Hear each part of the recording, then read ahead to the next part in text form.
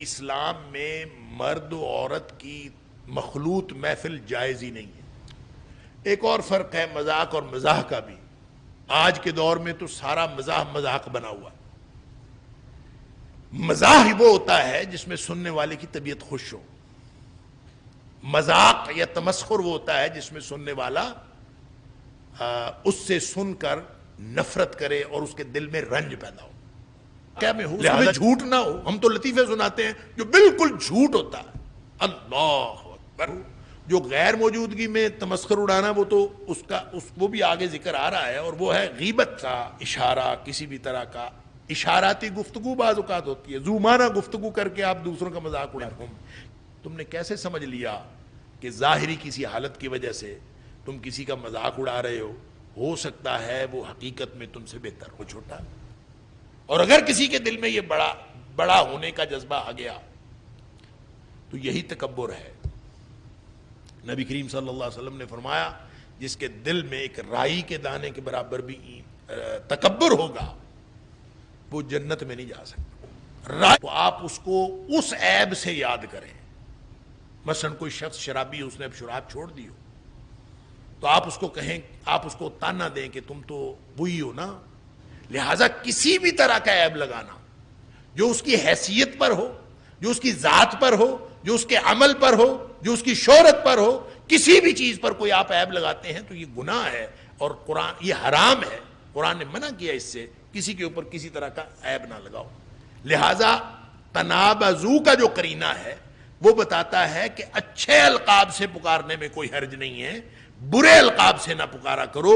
ایسے القاب جو کسی کو پسند نہ آئیں، سننے والے کو پسند نہ ہو، یا جس شخص کے بارے میں کہے جا رہے ہیں اس شخص کو پسند نہ آئے، تو ایسے القابات سے نہ پکارا کرو، برے القاب سے نہ پکارا کرو۔ القابات رکھنے میں اور القابات سے پکارنے میں اس کا کوئی ثانی نہیں ہے جو آج کل سوشل میڈیا پہ جو کچھ ہو رہا ہے، خاص طور پر سیاستدانوں کے بارے میں، ملک کے مقتدر لوگوں کے بارے میں۔ اوپر والے جتنے کام بتائے گئے ہیں، ایک دوسرے پر الزام لگانا، عیب لگانا، یا برے القابات سے پکارنا، یا کسی کا مذاق اڑانا، تمسخر اڑانا، چاہے عورتوں کا اڑائیں، چاہے مردوں کا اڑائیں، کوئی بھی کسی کا مذاق اڑائیں، یہ سارے کام گویا فسق کے کام ہے۔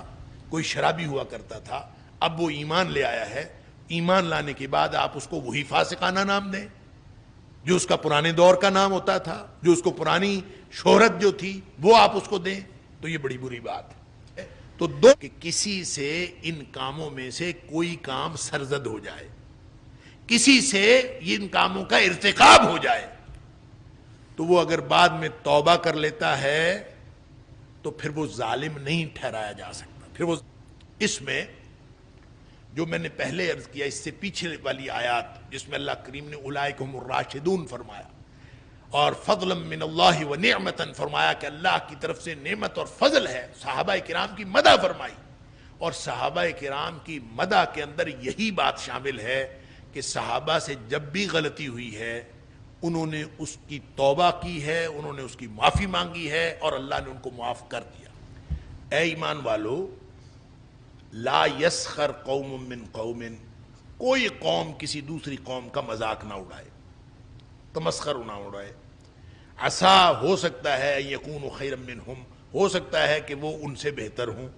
ولا نساء من نساء، اور نہ ہی کوئی عورت کسی عورت کا، یا نہ عورتیں عورتوں کا مذاق اڑائے۔ عسا، ہو سکتا ہے، یکن خیر منہن، خیرا منہن، ہو سکتا ہے وہ عورتیں ان سے بہتر ہوں۔ ولا تلمزوا، اور آپس میں ایک دوسرے کے اوپر عیب نہ لگاؤ۔ ولا تلمزوا انفسکم، ایک دوسرے کے اوپر عیب نہ لگاؤ۔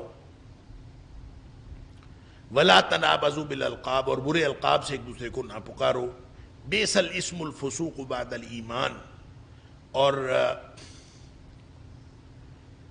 برا ہے الاسم الفسوق، فسوق کا نام، بعد الایمان، ایمان کے بعد۔ یعنی اس کے دو معنی ہیں۔ ایک معنی تو یہ ہے کہ برا نام ہے فسق ایمان کے بعد، یعنی ایمان کے بعد فسق کی طرف جانا یہ برا نام ہے، اور اوپر والے جتنے کام ہیں وہ اگر کرو گے تو یہ فسق ہے، اور ایمان لانے کے بعد اگر کوئی فسق کی طرف جائے تو یہ بہت بہت بہت بہت بری بات ہے. ایک معنی تو یہ ہے. اور دوسری بات یہ ہے بئسا برا ہے الاسم الفسوق بعد الایمان کہ کوئی شخص ایمان لا چکا ہو تو آپ اس کو فسق کے نام سے یاد رکھیں تو یہ بہت برا ہے. ایمان لانے کے بعد اس کو فسق کا نام دینا یہ بہت برا ہے. دونوں معنی اس کے درست ہیں. وَمَن لَّمْ يَتُبْ فَأُولَٰئِكَ هُمُ الظَّالِمُونَ پس جو کوئی توبہ نہیں کرتا فَأُولَٰئِكَ هُمُ الظَّالِمُونَ تو وہ سارے کے سارے ظالم.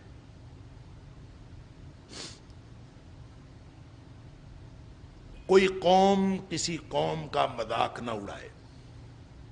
پھر فرمایا عورتیں عورتوں کا مذاق نہ اڑائیں. تو عورتیں قوم میں شامل نہیں ہوتی؟ شامل ہوتی. لیا جائے کہ قوم کی کے لفظ میں عورتیں شامل ہیں اور ہمیشہ ہی شامل ہوتی ہیں. یہاں جو اللہ کریم نے الگ سے عورتوں کا ذکر کیا ہے تو یہ صرف اس لیے کیا ہے کہ خواتین کے اندر یہ معاملہ باتیں کرنا، استہزاء کرنا اور تمسخر اڑانا یہ شاید زیادہ ہوتا ہے مردوں کی نسبت، اس لیے ان کو تاکید کے طور پر یہاں کہا. پھر یہاں ایک اور سوال بھی پیدا ہوتا ہے. مرد اگر اس کو ہم یوں کہہ لیں کہ مرد مردوں کا مذاق نہ اڑائیں اور عورت عورتوں کے مذاق نہ اڑائیں تو کیا خیال ہے عورتیں مردوں کا مذاق اڑا سکتی ہیں اور مرد عورتوں کا مذاق اڑا سکتے ہیں؟ ان کا تو ذکر ہی نہیں کیا. اگر یعنی جب قوم کو قوم سے منع کر دیا کہ کوئی کسی کا مذاق نہ اڑائیں تو گویا اس میں مرد بھی شامل ہیں، اس میں عورتیں بھی شامل ہیں. دوسرا اس میں ایک بڑا لطیف نکتہ ہے. عورتیں عورتوں کا مذاق نہ اڑائیں اور قوم سے مراد اگر صرف مرد لے لیا ہے کہ اسلام میں مرد و عورت کی مخلوط محفل جائز ہی نہیں ہے. یہ مذاق اڑتا ہے محفلوں میں اور مجالس کے اندر، اور تنہا کوئی کسی کا مذاق نہیں اڑاتا. مذاق اڑتا ہے دوسروں کے سامنے، تمسخر اڑایا جاتا ہے دوسروں کے سامنے، اور اسلام میں ایسی مخلوط مجالس کی گنجائش ہی نہیں ہے. ایسی کوئی مخلوط مجلس گھر کی ہوتی ہے تو اس میں بالعموم مذاق اڑانے یا تمسخر اڑانے کا امکان نہیں ہوتا. ایک اور فرق ہے مذاق اور مزاح کا بھی. آج کے دور میں تو سارا مزاح مذاق بنا ہوا. مزاح وہ ہوتا ہے جس میں سننے والے کی طبیعت خوش ہو. مذاق یا تمسخر وہ ہوتا ہے جس میں سننے والا اس سے سن کر نفرت کرے اور اس کے دل میں رنج پیدا ہو. مزاح پیدا کرنا اور بات، اور مزاح پیدا کرنے میں کوئی حرج نہیں اور وہ امر واقعہ میں ہو، اس میں جھوٹ نہ ہو. ہم تو لطیفے سناتے ہیں جو بالکل جھوٹ ہوتا ہے. اللہ اکبر، اللہ تعالیٰ معاف فرمائے. تو دوسری یہ تمسخر اڑانا اور مذاق اڑانا یہ بالکل دوسری بات ہے. اس سے سننے والا کبھی خوش نہیں ہوتا. وہ اپنے دل میں تنگی محسوس کرتا ہے، دل میں رنج محسوس کرتا ہے جب بھی کسی کا تمسخر اڑایا جاتا ہے. وہ چاہے تمسخر اڑانا زبان سے ہو، چاہے اشارے سے ہو، چاہے اس کی غیر موجودگی میں ہو، چاہے اس کی موجودگی میں ہو. جو غیر موجودگی میں تمسخر اڑانا وہ تو وہ بھی آگے ذکر آ رہا ہے، اور وہ ہے غیبت. غیر موجودگی میں کسی کی خامی کا تذکرہ کر کے اس کے بارے میں اس کا ذکر کرنا، اس کا تذکرہ کرنا، اگر وہ موجود ہوتا تو اس کو اچھا نہ لگتا تو یہ تو غیبت ہے، وہ ایک الگ بات. لیکن آپ جب کسی کا مذاق اڑاتے ہیں تو مذاق اڑانا وہ موجودگی میں بھی ہو سکتا ہے، وہ غیر موجودگی میں بھی ہو سکتا ہے، وہ الفاظ سے بھی ہو سکتا ہے، وہ اشارے سے بھی ہو سکتا ہے. جیسا کہ نبی اکرم صلی اللہ علیہ وسلم کے سامنے حضرت عائشہ صدیقہ رضی اللہ تعالی عنہا نے حضرت صفیہ رضی اللہ تعالی عنہا کے بارے میں کہا تھا. اللہ اکبر. اس کو آپ مذاق اڑانے کی مثال کے طور پر بھی لے لیں اور اس کو غیبت کی مثال کے طور پر بھی لے لیں. ہاتھ کے اشارے سے حضرت صفیہ رضی اللہ تعالی عنہا کے بارے میں حضرت عائشہ صدیقہ رضی اللہ تعالی عنہا نے کہا تو زبان سے کچھ نہیں کہا، اشارہ کیا ہاتھ سے. حضرت صفیہ رضی اللہ تعالیٰ کا قد چھوٹا تھا تو نبی کریم صلی اللہ علیہ وسلم کو آئی، وہ تشریف لائیں، وہ چلی گئیں. حضرت عائشہ صدیقہ رضی اللہ تعالیٰ نے نبی پاک صلی اللہ علیہ وسلم کو آپ کی طرف دیکھتے ہوئے اشارہ کیا. چھوٹے قد والی آئی تھی. اللہ اکبر. اب یہ امر واقعہ ہے کہ وہ چھوٹے قد والی تھی اور حضرت عائشہ صدیقہ رضی اللہ تعالیٰ عنہ نے زبان سے کچھ کہا بھی نہیں، لیکن یہ بات ایسی تھی کہ اگر وہ سن لیتی تو ان کو رنج پہنچتا. لہذا نبی کریم صلی اللہ علیہ وسلم نے فرمایا، میں نے عرض کیا اس کو تمسخر اڑانے کی مثال کے طور پر بھی لیا جا سکتا ہے اور غیبت کی مثال کے طور پر بھی لیا جا سکتا ہے. نبی کریم صلی اللہ علیہ وسلم نے فرمایا، عائشہ تو نے اتنا بڑا گناہ کیا ہے کہ اگر اس کو سمندر میں ڈال دیا جائے تو پورے سمندر کا رنگ بدل کے رکھ دے. اللہ اکبر، اللہ اکبر. لہذا کسی بھی طرح کا اشارہ، کسی بھی طرح کا اشاراتی گفتگو بعض اوقات ہوتی ہے، زومانہ گفتگو کر کے آپ دوسروں کا مذاق اڑاتے ہیں. کسی بھی طرح کا مذاق اڑانا، یہ چونکہ مذاق جو اڑانا ہوتا ہے یہ عام طور پہ اس لیے ہوتا ہے کہ آدمی دوسرے کو اپنے سے حقیر سمجھ رہا ہوتا. اگر اس کو حقیر نہ سمجھ رہا ہو، اس کو چھوٹا نہ سمجھ رہا ہو تو آدمی کسی کا مذاق نہ اڑائے. اگر اس کو اپنے سے بڑا سمجھتا ہے، اگر اس کو اپنے سے اچھا سمجھتا ہے تو پھر انسان اس کا مذاق نہیں اڑا سکتا. تو چونکہ مذاق اڑانے کے پیچھے جذبہ یہ کار فرما ہوتا ہے کہ وہ مجھ سے کمتر ہے، وہ مجھ سے ہلکا ہے، وہ مجھ سے حقیر ہے، یہ جذبہ موجود ہوتا ہے. اس لیے اللہ تعالیٰ فرماتا ہے عسیٰ ان یکونوا خیرا منہم. تم نے کیسے سمجھ لیا کہ ظاہری کسی حالت کی وجہ سے تم کسی کا مذاق اڑا رہے ہو سکتا ہے وہ حقیقت میں تم سے بہتر ہو. اللہ اکبر. جو لوگ مذاق اڑا رہے ہیں ان سے وہ بہتر ہوں، اس لیے مذاق نہ اڑایا کرو، کیونکہ مذاق اڑانے کے پیچھے یہ جذبہ کار فرما ہوتا ہے. اور یہ جذبہ کیا ہے کہ میں بڑا ہوں وہ چھوٹا. اور اگر کسی کے دل میں یہ بڑا ہونے کا جذبہ آ گیا تو یہی تکبر ہے. نبی کریم صلی اللہ علیہ وسلم نے فرمایا جس کے دل میں ایک رائی کے دانے کے برابر بھی تکبر ہوگا وہ جنت میں نہیں جا سکتا. رائی کے دانے کے برابر بھی تکبر ہوگا وہ جنت میں نہیں جا سکتا. اللہ. صحابہ نے پوچھا اللہ کے رسول صلی اللہ علیہ وسلم ہم میں سے تو ہر ایک چاہتا ہے کہ ہمارے کپڑے اچھے ہوں، جوتے اچھے ہوں، ہم اچھے کپڑے پہنے، اچھے جوتے پہنے. نبی پاک صلی اللہ علیہ وسلم فرمایا یہ تکبر نہیں ہے. تکبر یہ ہے بطر الحق وغمط الناس، حق کا انکار کرنا اور لوگوں کو حقیر سمجھنا. جو آدمی لوگوں کو حقیر سمجھتا ہے یہ ہے اصل تکبر. اللہ معاف فرمائے. لہذا اگر کوئی شخص کسی کا مذاق اڑاتا ہے تو یہ تکبر کی علامت ہے. اس لیے اللہ کریم نے وضاحت فرما دی عسیٰ ہو سکتا ہے ان یکونوا خیرا منہم، وہ ان سے بہتر. لہذا ولا تلمزوا انفسکم، اور نہ ہی ایک دوسرے پر عیب لگایا کرو. لگانا، اب وہ عیب فرمایا انفسکم، اپنے آپ پر عیب نہ لگایا کرو. انفسکم کا لفظی معنی ہے اپنے آپ پر عیب نہ لگایا کرو. اچھا، یہ اپنے آپ پر عیب لگانے کا مطلب یہ ہے کہ جب تم کسی پر عیب لگاؤ گے تو ظاہر ہے جواباً وہ بھی تمہارے اوپر عیب لگائے گا. امکان. اب یہ عیب کیا ہو سکتا ہے؟ کسی بھی طرح کا عیب ہو سکتا ہے. کوئی پرانی کسی شخص کے اندر کوئی عیب پرانا موجود ہو تو اب وہ ختم ہو گیا ہو تو آپ اس کو اس عیب سے یاد کریں.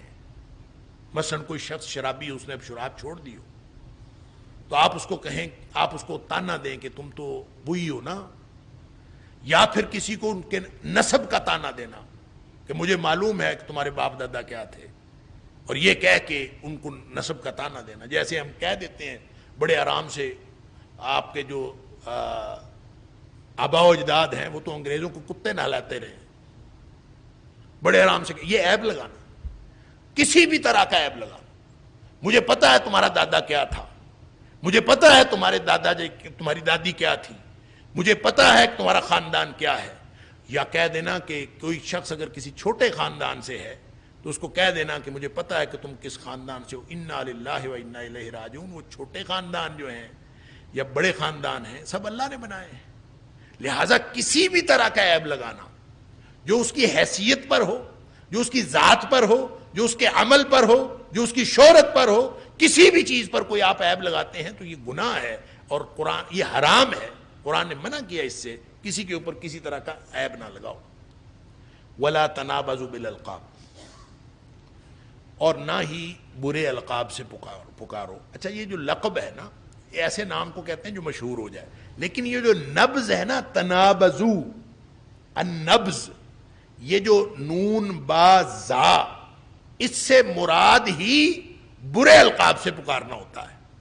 لہذا تنابزو کا جو قرینہ ہے وہ بتاتا ہے کہ اچھے القاب سے پکارنے میں کوئی حرج نہیں ہے، برے القاب سے نہ پکارا کرو. ایسے القاب جو کسی کو پسند نہ آئے، سننے والے کو پسند نہ ہو، یا جس شخص کے بارے میں کہے جا رہے ہیں اس شخص کو پسند نہ آئے، تو ایسے القابات سے نہ پکارا کرو. القابات رکھنے میں اور القابات سے پکارنے میں اس کا کوئی ثانی نہیں ہے جو آج کل سوشل میڈیا پہ جو کچھ ہو رہا، خاص طور پر سیاستدانوں کے بارے میں، ملک کے مقتدر لوگوں کے بارے میں، اور جو بھی کوئی کسی پنڈ کا چودھری ہو یا ہمارے ملک کا چودھری ہو، ہر ایک کو کوئی شخص اپنی بھڑاس نکالنا چاہتا ہے تو وہ برے لقب سے یاد کر کے کوئی نہ کوئی برا لقب اس کے اوپر لگا کے تو وہ کہتا ہے کہ وہ سمجھتا ہے کہ میرا جو ہے فرض ادا ہو گیا، اور اپنا فرض ادا کرتے ہوئے وہ ان کے برے برے نام رکھنا. لہذا سیاسی مخالفین کے برے نام رکھنا، آپ دیکھیں ہر جگہ پہ برے القابات رکھے ہوتے، کسی کا کوئی نام، کسی کا کوئی نام. میں مثال نہیں کو دینا چاہتا. لہذا یہ جو جتنے بھی القابات ہیں، جو برے القابات ہیں، ان سے منع کیا گیا ہے. ہاں اچھا لقب ہو کسی کا، اس میں کوئی حرج نہیں ہے. بئس الاسم الفسوق بعد الایمان، میں نے عرض کیا دو طرح سے ترجمہ کیا جا سکتا ہے. فسق کرنا ایمان کے بعد برا ہے، برا نام ہے. تو گویا اوپر والے جتنے کام بتائے گئے ہیں، ایک دوسرے پر الزام لگانا، عیب لگانا، یا برے القابات سے پکارنا، یا کسی کا مذاق اڑانا، تمسخر اڑانا، چاہے عورتوں کا اڑائیں، چاہے مردوں کا اڑائیں، کوئی بھی کسی کا مذاق اڑائیں، یہ سارے کام گویا فسق کے کام ہیں، یہ فسوق ہے. لہذا یہ بئس الاسم ہے، یہ بہت برا نام ہے کہ کوئی شخص اس طرح کی حرکتیں کرے. بڑا برا نام ہے کہ ایمان لانے کے بعد بھی تم یہ حرکتیں کرتے رہو، بہت برا نام ہے، نہیں کرنا.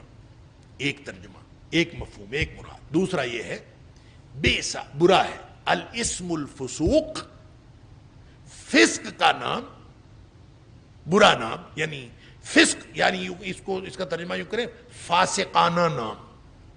الاسم الفسوق، فاسقانہ نام، بعد الایمان، ایمان کے بعد. مطلب یہ ہے کہ کوئی شخص پہلے شرابی ہوا کرتا تھا، آج آپ اس کو ایمان لانے کے بعد پھر کہیں تو شرابی ہے. کوئی شخص چوری کیا کرتا تھا، وہ ایمان لانے کے بعد وہ ہر چیز سے توبہ تائب ہو گیا، آپ اس کو کہیں کہ تم تو چور تھے.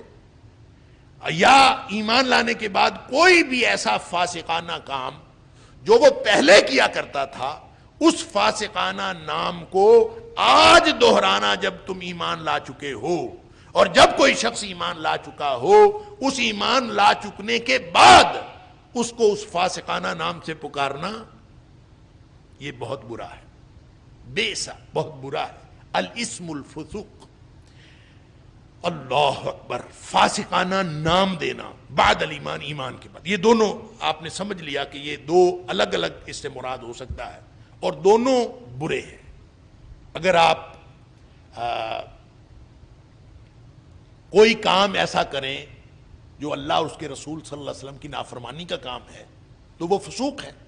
تو یہ بہت برا نام ہے کہ کوئی شخص ایمان لانے کے بعد بھی فسق کرتا پھرے، یہ برا نام ہے. بڑی بدنامی کی بات ہے کہ کوئی شخص ایمان لانے کے بعد بھی یہ ان کاموں میں سے کوئی کام کرتا رہے. ایک بات اور بہت برا ہے فاسقانہ نام دینا ایمان کے بعد. کوئی شخص پرانا اپنے زندگی میں ڈاکو ہوا کرتا تھا، کوئی لٹیرا ہوا کرتا تھا، کوئی بدکار ہوا کرتا تھا، کوئی شرابی ہوا کرتا تھا، اب وہ ایمان لے آیا ہے.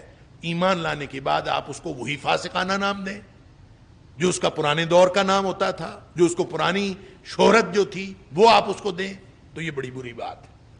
تو دونوں طرح کسی گویا اللہ تعالی ان ساری باتوں سے، چھوٹی چھوٹی باتوں سے منع کر رہا ہے جو باہمی اخوت اور معاشرتی جو مسلمانوں کی ہم آہنگی ہے اس کے اندر جو بھی چیز دراڑ پیدا کر سکتی ہے اس سے منع فرما رہا ہے۔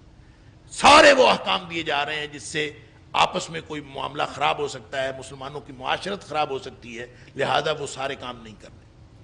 وَمَن لَّمْ يَتُبْ، اس کا مطلب یہ ہے وَمَن لَّمْ يَتُبْ، اور جو توبہ نہ کرے، جو واپس نہ آئے، فَأُولَٰئِكَ هُمُ الظَّالِمُونَ، وہ ظالم ہے، وہ ظالموں میں سے وہی لوگ تو ظالم ہیں جو توبہ نہیں کرتے۔ اس کا مطلب یہ ہے کہ کسی سے ان کاموں میں سے کوئی کام سرزد ہو جائے، کسی سے ان کاموں کا ارتکاب ہو جائے، تو وہ اگر بعد میں توبہ کر لیتا ہے تو پھر وہ ظالم نہیں ٹھہرایا جا سکتا، پھر وہ ظالم نہیں ہے، اور جو توبہ نہیں کرتا وہ ظالم ہے۔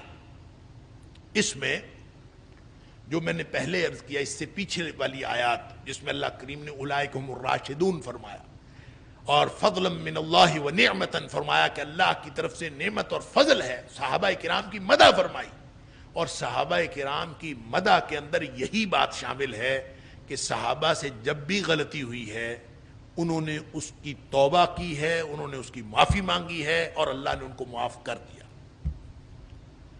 یہ ہے اصل میں صحابہ کرام کا۔ صحابہ کرام سے غلطی کا صدور ممکن، ان سے گناہ کا صدور ممکن، بڑے بڑے گناہ بھی ہو سکتے ہیں، لیکن ایسا نہیں ہوا کہ کسی صحابی سے گناہ ہوا ہو اور اس نے پھر توبہ نہ کی ہو، اور جو توبہ کیے بغیر کوئی شخص، اب دیکھیں گناہ تو کسی سے بھی ہو سکتا۔ اللہ اکبر۔